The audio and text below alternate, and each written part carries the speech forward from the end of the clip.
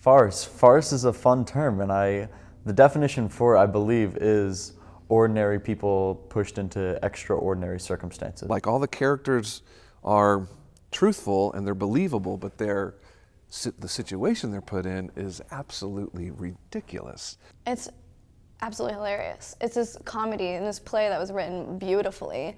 Every motion and every line is completely specific. It is absolutely crazy. Unnecessary Farce is just full of twists and turns, people running in and out of doors, and it's really hard to explain unless you're seeing it. The stakes just keep getting raised, and the circumstances keep falling apart, and then it's fun to see these characters take that truth and just continue to raise the level of engagement and the level of crazy.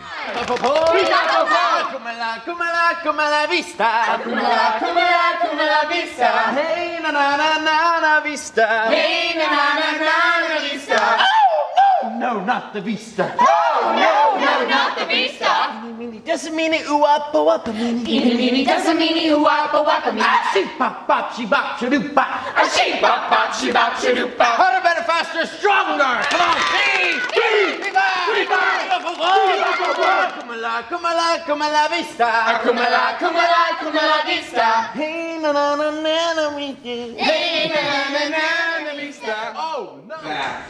You put the role or the position that you are in, but if that's not the case. I've never heard of it. But that makes me Okay, that's cool.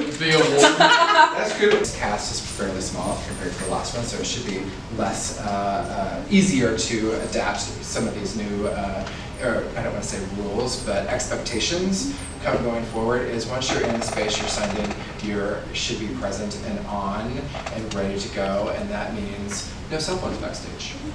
No cell phones, because cell phones can cause you to miss cues, right? And this is a show all about timing, and if you miss your timing, that is devastating. You can kind of see bathrooms on either side, so the rooms are mirroring each other. But as he was saying, because we have so many doors to work on entrances with characters, we are going to be using cue lights.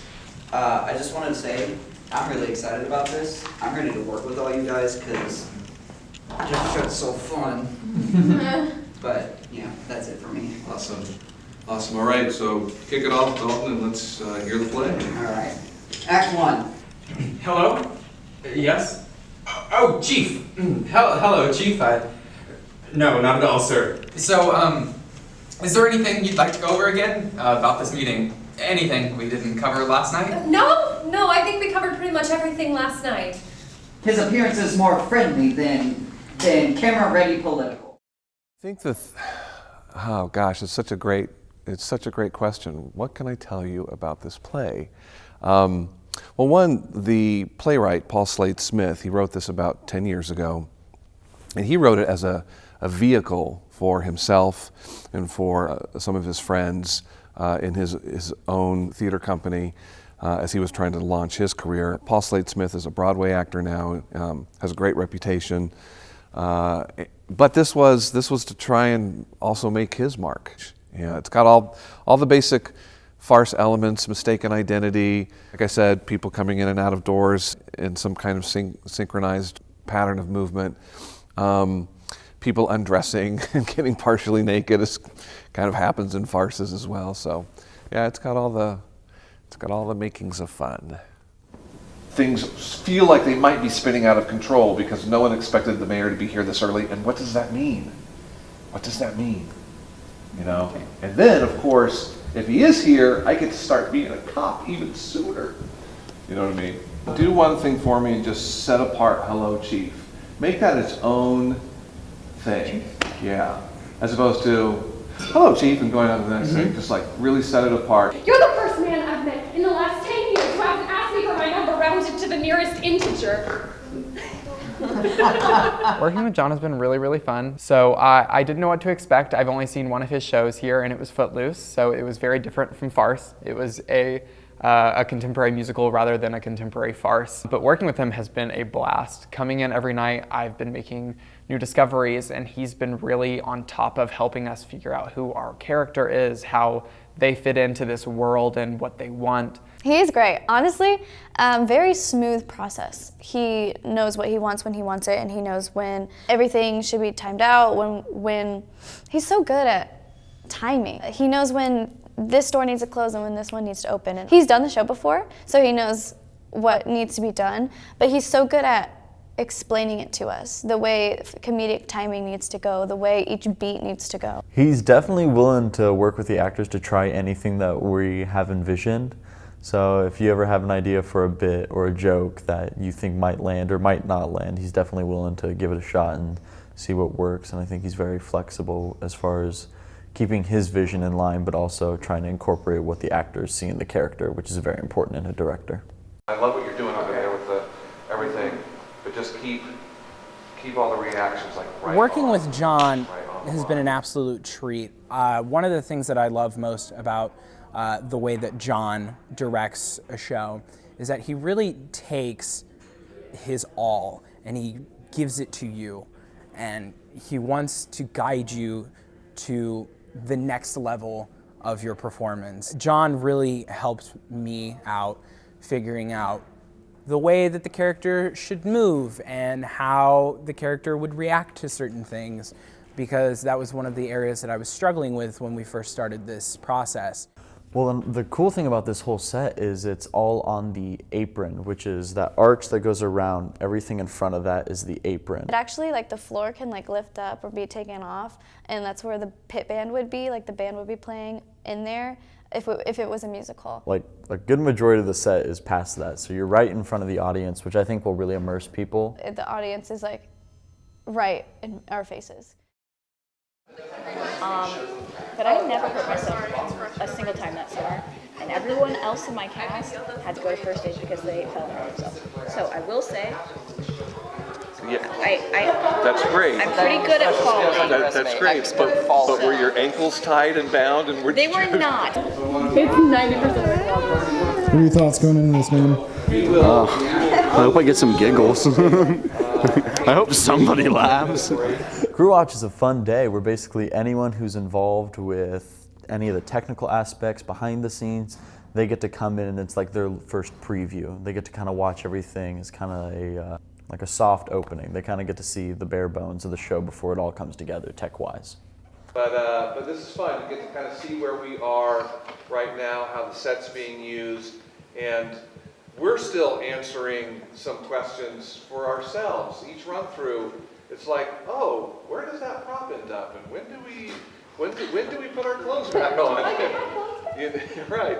So we still have things that we're even trying to figure out in our process, but we're glad you're here. Billy, Barbar! Eric hit the hitman with the door. Oh my god. The hotel room, the video camera, the donuts. This is the day I become a real cop. I thought that went really well. The crowd was very responsive to all of our actions, but we have a lot of work to do, and I think everybody in the cast knows it. It's gonna be good. No, it it's will gonna be so for sure. fun. There's polishing that needs to happen, obviously, but like we've got time. To do that. We got time, ma'am. I'm tired. Hello. Oh my gosh, is that the? Oh, there's a camera there. I didn't even know. Pretty important week for us as far as trying to continue to find the show. So we're polishing Act 1 tonight, and then polishing Act 2 on Tuesday. A couple last minute things that we need to get. This week I hopefully want to have the donuts done. And so is the idea, just to clarify, Lindsay, that whatever that donut mass is, that'll be secure. Yeah. And then we'll just have our 2 or 3 real donuts that kind of live on top of it. That's currently that they the can plan. consume. Yep. Cool. Thank you. Great. My name is Kenlyn. I am a BFA tech major with an emphasis in costumes, and I am the costume designer for Unnecessary Farce, and I also did the hair and makeup. It's a lot of character analysis, and then it goes into renderings and research and figuring out not only what would fit the characters, but what would fit the time period as well. My favorite costume has to be Mayor Meekly's, played by Tony Smith. He is wearing these amazing, obnoxious golf shorts and a bright yellow shirt and a hat that matches, and it's a great costume. It's probably one of my favorites that I've ever done. Everyone who is in the cast is extremely talented, and they are perfect for their roles, and they play them amazingly. I can't think of any other cast of people to bring this show to life, and it's a really awesome show. So the police uniform in the show, we actually contacted the Warrensburg Police Department, gave them a call and said, hey, I'm with the University of Central Missouri Theater Department. We're doing a show where we have a police uniform and we would like to give an accurate police uniform for the time period. And so we ended up going to the police station with Chief Lockhart. So that was a really cool experience also to sort of see him explain everything on the police uniform and what, how the holster worked and all the patches and what those meant. And it was really a really cool experience, both as like a civilian who would never see that normally and a costume designer. With the issue of taking on and taking off clothes really fast on stage, especially when it's on stage, you have several options. So basically what I'm doing right now is this is Todd's dress shirt. And he has to do a quick change, and he doesn't have time to unbutton every single button on his shirt, so we're quick rigging it. So I'm gonna put in these snaps, and basically instead of him having to do it, he can just rip it off, tearaway pants style, and it'll make it really quick for him. Today's a really somber day here for a lot of us named Tony Smith. Today, I will be shaving my head for Unnecessary Farce. His hair doesn't grow back. Which it will. It will grow back. But if it doesn't, you ready? Lord forbid, Yes. he gets to give me a bald spot and shave part of my head. Yeah. This is a lot of fun. Kenlyn, this is my favorite thing that we do together.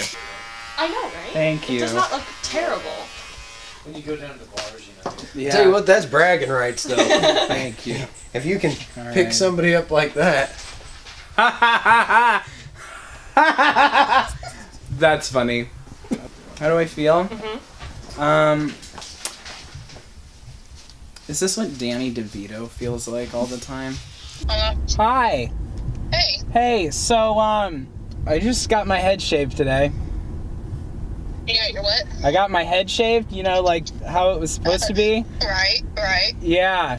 I think what scares me the most is the fact that I have a giant mole on the top of my head that I didn't know about. Yeah, you did. You knew about that? All right, this conversation's over. Bye. I hung up on her. I'm back, John. I just wanted to be here to see this. All right, make a reveal. 1, 2.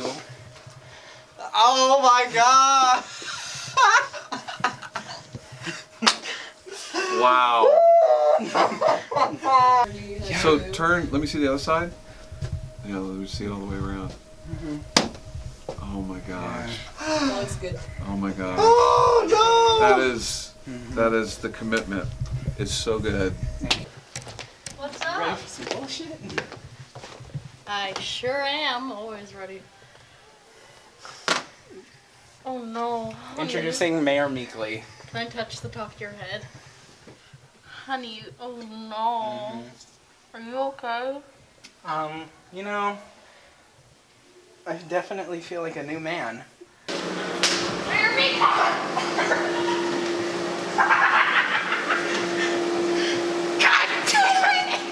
Can I feel it? I don't know what scares me more, the haircut or the big ass mole on my head. That's so funny.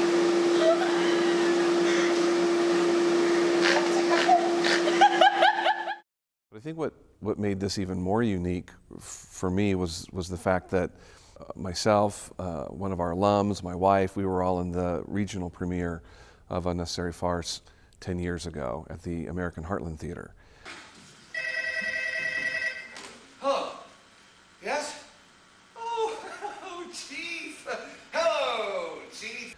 So I just have constantly had in my own preparation just the flashes about some of the things that we did and some of the things that made the show successful for our journey. I have a whole new set of artists that don't have that as context, who need to discover things completely on their own and make it their own. And then I've got the memories of how difficult this show was and some of the ways that I can help just from a foreknowledge standpoint, help us navigate some of the difficulties that make this show really hard to do. You know, when you're directing, you have to have several things in mind, and that is like, what's the overall arc of this story, and what are the rhythms of that arc?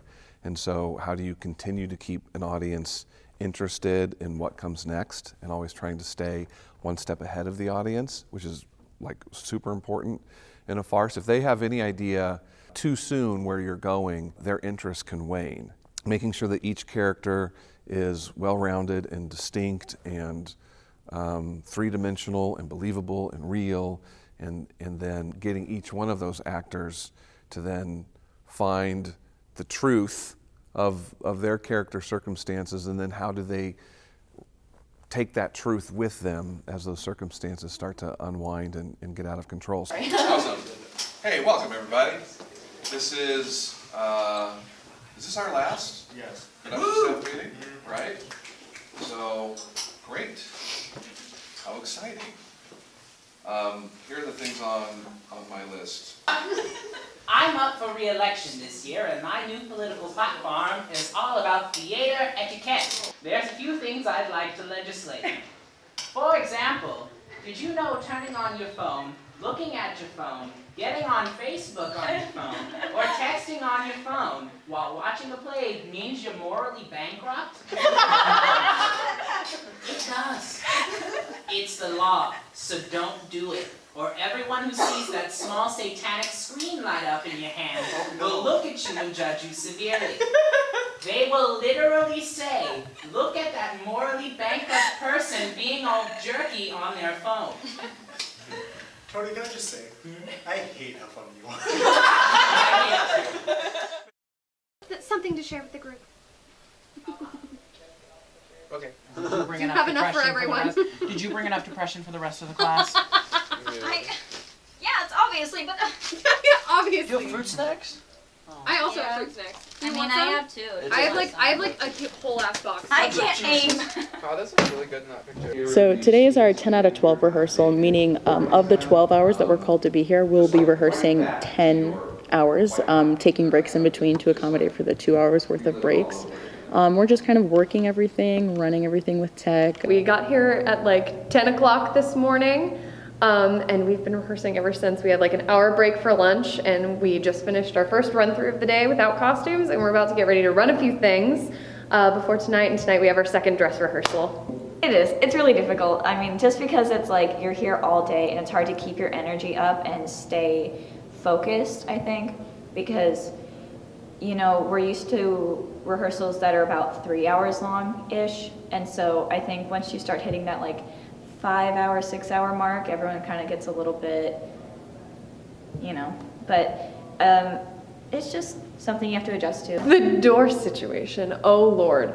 So there are 8 doors in the show, and a big style thing with farce is doors being coordinated with one another. So opening at the same time, closing at the same time. Like it's this very nice, like it makes the show feel very fluid and very polished when you can do that, but it takes so much work to make sure that 2 people who cannot see each other are closing the door at the exact same time or opening it or what have you.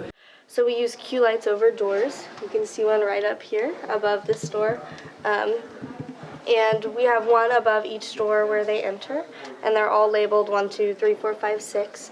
And the stage manager has a cue in their book for when the actor is supposed to come on stage. They'll say, light cue 196, go, and I'll hit go, and then this light will come on just barely, just like that just did. And it flashes on, and as soon as they see it, they open the door and go. Who needs to leave the door open for Mrs. Meekley to come in? Because the Sting hallway door.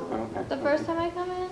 Uh-huh. Was it open for you? When I say, hello, is anybody here? Uh-huh. It was cracked. No. Wait, am I the only one coming in at this point? Where I do a circle with you to put you from this door to the other door. Is there any way that we could just run that once or twice? We need just to to let her. Are you talking about the part when Yeah, it is. I'm No, it in isn't, here 'cause and I'm Mrs. the last Meekley one to comes open in, she looks around, and then she's like, oh, well, I'll leave Mrs. now. Meekley That comes part? in. No. I think it's the next time she comes in and the mayor comes in after. It's right after I go in the bathroom is Todd. I left the door open, because that's when I come in. We do the whole bit. It was open. Isn't Was it it open that time though? Yeah, it was Okay. open. Everyone's talking about it. All right, never mind. I'll watch for it again tonight.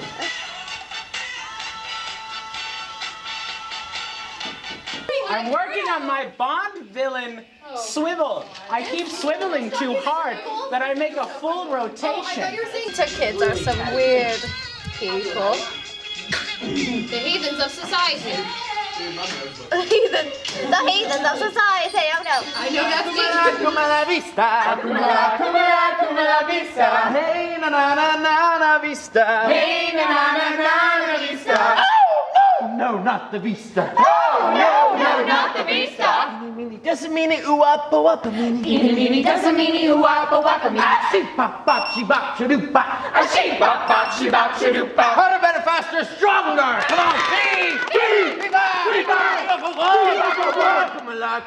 Come a la vista. Come la vista. Hey na na na na na Hey, na na na na vista. Oh no, not the vista. Oh no, not the vista. Meanie doesn't mean it ooh up oh up a meanie. Meanie doesn't mean you wap a wap a me. She bop bop she bop she doo bop. Right?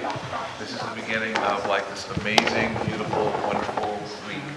You guys are incredible artists. I've enjoyed this so much. I can't wait for you to experience this with an audience. Okay? This could not have been cast any better. This is the only group of 7 that could have done this show. And I'm so, so proud of you guys. Go out. Be present with each other, right? There is no past, there is no future, there is only now. So be present from the now to the now to the now on stage with one another, okay? Play fully and have a blast. Have fun, break a leg! All right, team. All right, it's time to shit. Let's all shit and then let's get a group 2 Okay, so guys. You lead it. Yeah. Feed off of each other tonight. You guys have busted your asses for this. There's no point in holding back anything tonight. Give the audience what they want, make them laugh, crank it to an 11. Oh shit! Say shit.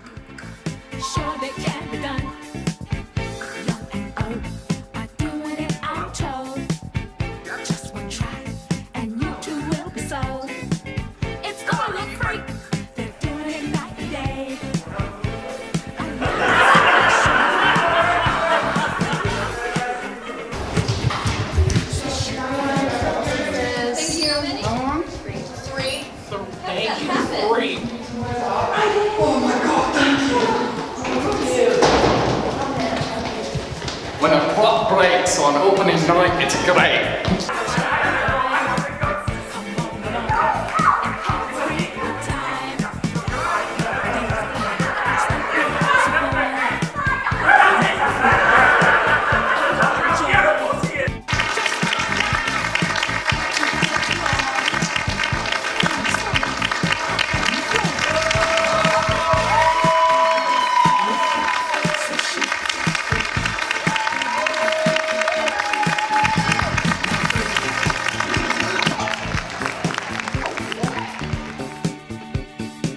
Bond villains swiveling. This is what. I regret. This is what.